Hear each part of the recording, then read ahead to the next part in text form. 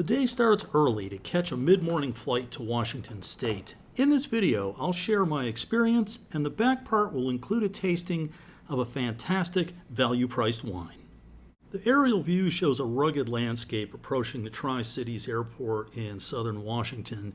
I'm still about a 90-minute drive to my destination of the Ancient Lakes and Wahluke Slope, two subregions within the greater Columbia Valley. I've spent over 40 years working in the wine trade, many years owning and operating a wine store, and nearly another 2 decades working in corporate roles in the US and Australia.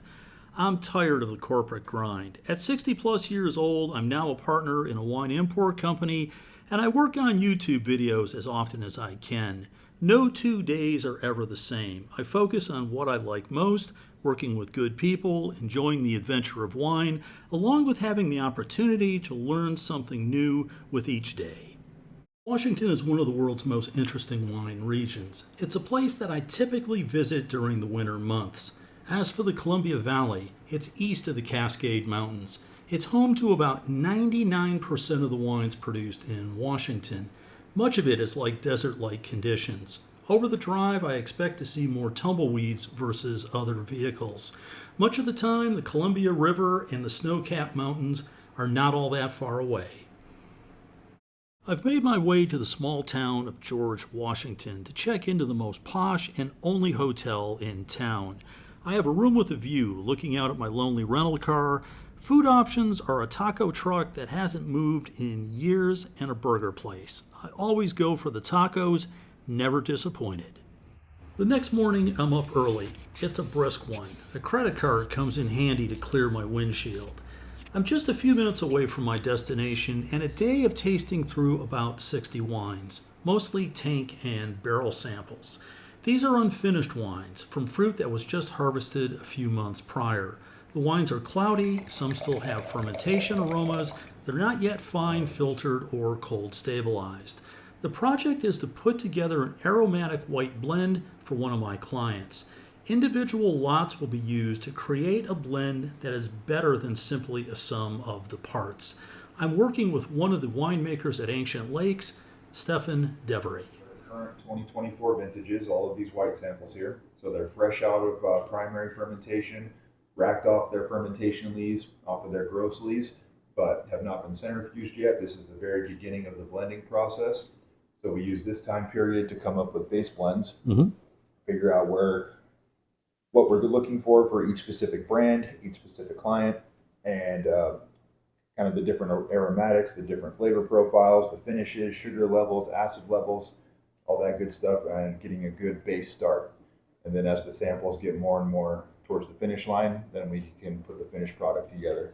So we have Riesling, Pinot Gris, Albarino, and Sauvignon Blanc. Yes. Perfect. Yep. All 2024s. Yep, all 2024s. My initial impact on this, my impression, really, really zesty and bright, and love the acidity. Now, when you're tasting a wine at this point, it's a little bit like, you've got like a big pot of soup on the stove, right, and, it's not quite where you want it to be. But you can tell the raw material here is really nice. Mm-hmm. There's a purity, there's a freshness, there's a vibrancy. Right. So tell me a bit about, we're talking about creating a base for this wine. You're thinking this is our starting point for the base. Yes. This was one of my favorite lots that we had brought in this year. It has good primary fruit structure. It has a really nice TA to it. Not too high, not too low. It gives us a really good starting point. The sugar on it is pretty basic at the moment, about 3 grams per liter. So it's, again, a good starting point. Riesling is kind of all over the board in sugar levels, right? So you can have anything from super sweet to super dry, just based off of the style you're going for. And I'll tell you, with 3 grams, you really don't pick up the sweetness because the acid's so high. Exactly. It really mutes the impact of it. Okay, cool. So what are you thinking of in terms of a starting point of a percentage? So for this one, I like the primary fruit on it. I like the acid. The nose is there, but I'd like to see the aroma increase a little bit. So we can go through some of the other lots and see if there's a more brighter nose on a different lot. Add some of that in. See how that changes the palate, but I do like the primary fruit structure on this. I don't necessarily want to fluctuate too much from that. Mm-hmm. I like the balance between the sugar and the acid. I think in my personal palate, the sweetness could come down a hair and increase that brightness a little bit. But, Okay, well, let's do it. so we'll keep going down the line here. Yeah, so the plan here with this, we go ahead, work your magic. So we're going to have a starting point, and then we're going to play with the blends a little bit so we have something that's balanced, that has length, that has the complexity that we're looking for.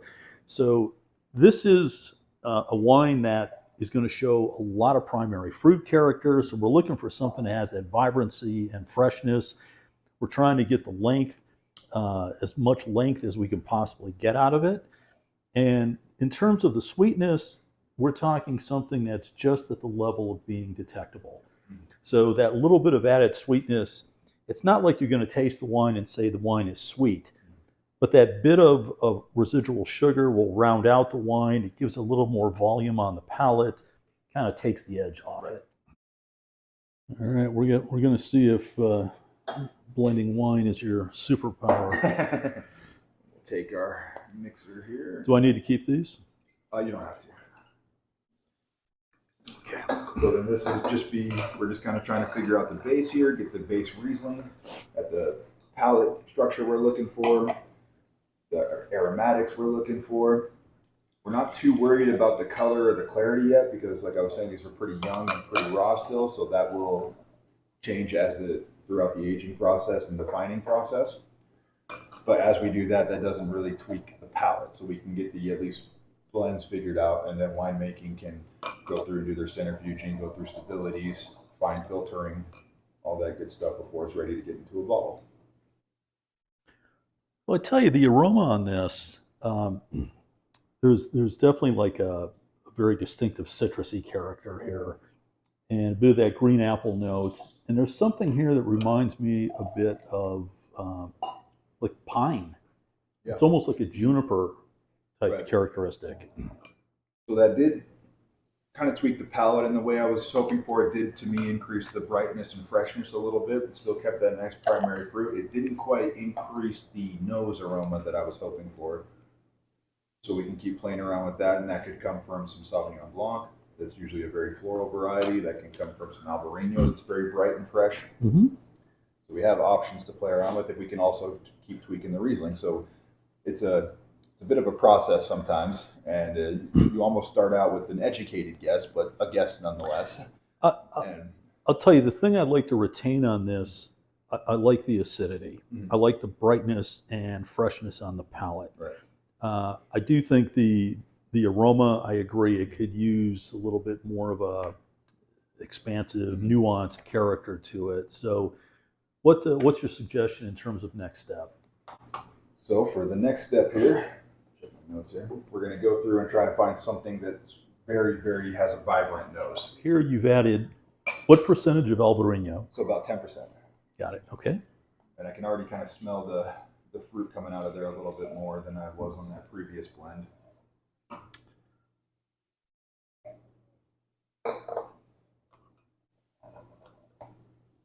Yeah, see right there, that brightened up the nose almost instantly. It's amazing how subtle tweaks make a massive difference. It really is. I'll tell you, the aroma, really, really nice, very lifted. And see, the palate to me, it still kept that primary fruit. Still has that tightness to it. It lowered that perceptible RS just enough for me, and the TA really jumps out at you. Okay, I feel like we're heading down the right path. I'd like to see some more length on the back palate. Sure. So you have Pinot Gris, and we have Sauvignon Blanc. Okay. I'm thinking Sauvignon Blanc is going to be probably a better choice to increase the finish there a little bit. Our Pinot Gris are more French than Italian. We'll say where they do have a little bit more of the floralness to them and a little more of the longer finish. But the Sauvignon Blancs have a larger body, a little more viscosity to them on this. So if we're trying to increase the body a little bit, we don't necessarily want to tweak the palate too much. So we don't want to add a ton of Sauvignon Blanc. So we're going to start small, and we can always add as we need to. So I'm thinking if we keep that 70, lower that acidic one down to 15% from 20, keep that Albarino at 10 because I like what that did to the nose, and then maybe do a 5% Sauvignon add. I mean, I feel like we're on the right path. I think we still need to add a little more body structure to it. Yeah, I'd actually like to see a little more body to it, and I don't want to say it's one-dimensional. It's not, but I'd like to see something that's maybe a little bit more of a hook, something that brings a little more interest to it. Now, with the Pinot Gris, I haven't tasted this Pinot Gris. The style of this, you're saying, is more floral. Yes, it's a little more French than Italian, and stylistically. Let's play around with that a little bit. Sure. Let's see what that adds. Yeah. All right, so like before, we wanted to start small because we can always go up for the body part of the blend. So I increased from 5% to 10% on that Sauvignon Blanc, added a little bit of that Pinot Gris in there. I still kept that Albarino at around 10% because I like what that did to the aromatic of it. And I lowered the base that we had in there from 70% to 65%.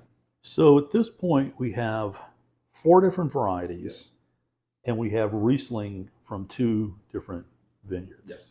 Okay, so in essence, there's really 5 components to this so far. Okay, you have Riesling, Sauvignon Blanc, Albarino, and Pinot Gris. It's a little bit like this Heinz 57 mishmash. When you think of, traditional grape varieties from certain places, the thing in Washington and a number of New World places, that equation is thrown out the door. Right. Which really gives you all this flexibility to do these interesting blends. Yeah. I love the acidity. Okay, that really does shine through. There is such a distinctive citrus note here. And I'm curious to see what you think about this, but there's something here that reminds me so much of Meyer lemon. Yeah. Right. Yeah, and I think that's the Sauvignon Blanc that I added in there. Our Sauvignon Blancs are known for their citrus. They have more of that kind of lemongrass to them, almost of a Chardonnay kind of palate to them. But they're a little more floral. They're not quite as aromatic as the Riesling and the Albarino is, but it helps with that body structure, and it helps with that little heavier fruit to it. I really like the direction we're going with this. I mean, you think of the starting point, and we've taken several steps down the path now. It's like this layering effect where each time it's like, okay, there's a build. Right. What do you feel is still potentially falling short here? So the only thing that I'm seeing that could be tweaked a little bit is the mid palate. I think we're on the right path with the finish. I think the finish has a nice length to it. I get a little bit of minerality on the finish, but that acid really shines throughout. The primary fruit is there in the mid palate, but I think the body structure is still a little light in the mid palate. I love the 4 palate on this. I think it shines, that first initial impression, it shines beautifully. That fruit really hits you, that acid, and then it develops throughout. It's just that mid palate is a little light still. Okay, and what's your thought on chunking up the mid palate, which I've been doing too much of, but my first impression on it, and I was fighting this initially, but I think it will work, is adding a little Chardonnay. Okay, so with that, Chardonnay, I often think of a little bit like chicken breast of the wine world. You can do all kinds of things. Right. I think you could include 5% or so Chardonnay, and no one would ever be the wiser. Exactly. It would just add a little heft. Yes. Yep. Yeah, and what I want to add is a more Chablis Chardonnay, something with no oak structure to it and no mallow to it. I don't want to add any of that butteriness to an aromatic white blend, but just that Chardonnay fruit, that citrus, that lemongrass, that apple, and then the body of Chardonnay in particular should help boost that mid palate. Okay, so we're at a point now where we're, I think, reasonably close with the finished wine. Reasonably. Okay, we'll play around with this a little bit more.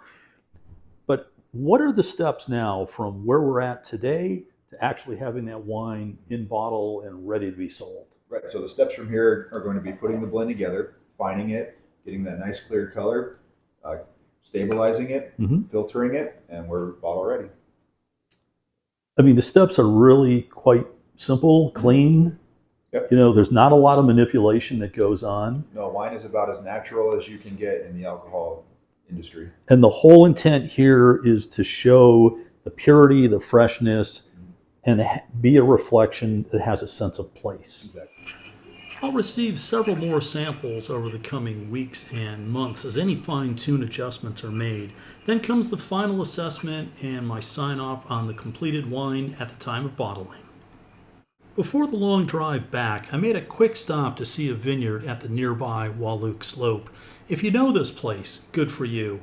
If not, you should. It's an excellent source for Syrah and Cabernet Sauvignon, usually at a very good value. Then it's back to the airport to catch the return flight home.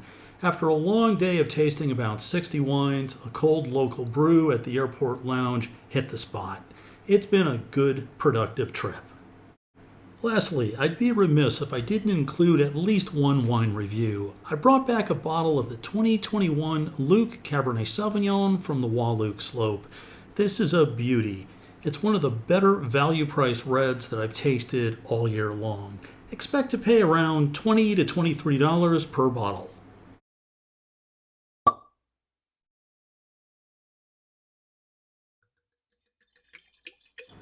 The wine is deep, dense, well extracted, with a purple-red color.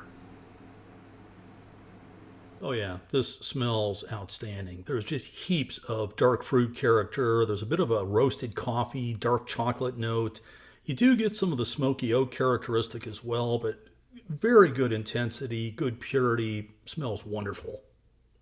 On the palate, very dense, full, ripe, weighty. There's nothing green, lean, mean about this wine at all. A lot of body to it and good volume on the palate. There are some tannins on the back palate, but it's very soft. This wine is really put together very well, and I think this is a wine that would have very broad appeal. For the money, around $20 to $23, I think this wine is outstanding. I hope you can find it because this is definitely worthwhile. As always, thank you very much for supporting my channel. I've got something fun to drink tonight. I hope you're drinking something interesting as well. And please stop back again before too long. Cheers.